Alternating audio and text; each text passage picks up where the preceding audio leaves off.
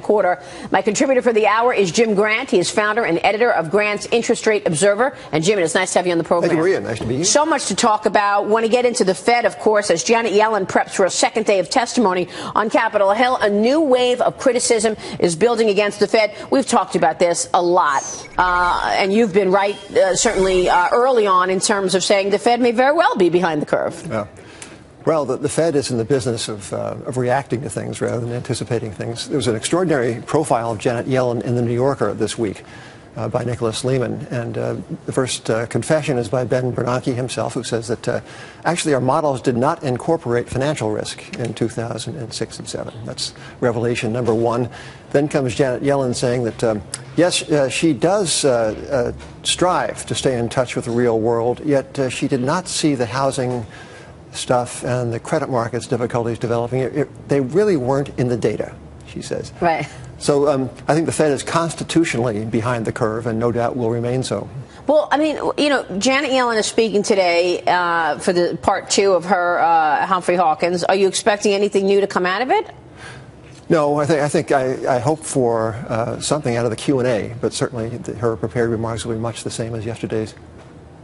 Well, what about the idea that this is an experiment that we've never seen before, coming out of QE3 after QE1, 2, and 3, and the thing to know about this experiment. First of all, Chairman Bernanke said in a moment of great clarity, rare for a central banker, we are learning by doing. So we are in the midst still of this great improvisation.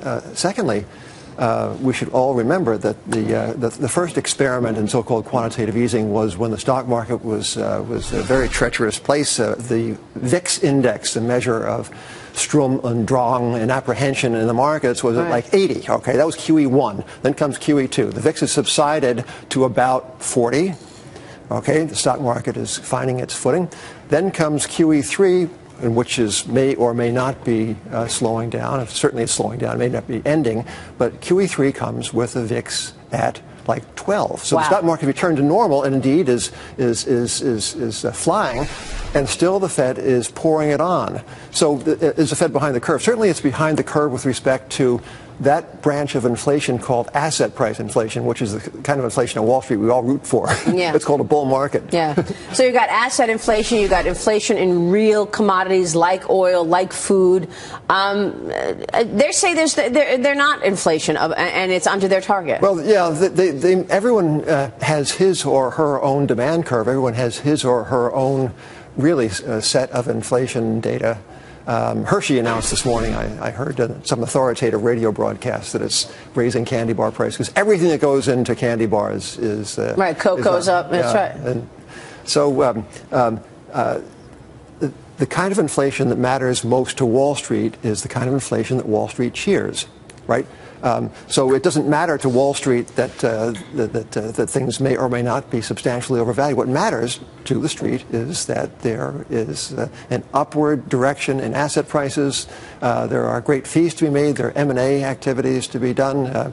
Money is free or cheaper than free, and right. It's pretty terrific. And let's use the currency, and let's use that stock as currency for what we want to do. Yes, indeed. Well, let me ask you, in terms of a market disruption. I mean, it's hard to predict, of course. This has been going on for now a long time. Do you expect, as we exit from QE, that we will see a market disruption in the bond market? And I want to get into what you wrote about this week in Grant's Interest Rate Observer, and of course, it has to do with the illiquidity of the bond market. We'll get to that in the next block. Well, the wonder of finance and what makes it an unending adventure is that you never know when the next surprise, where it will come from.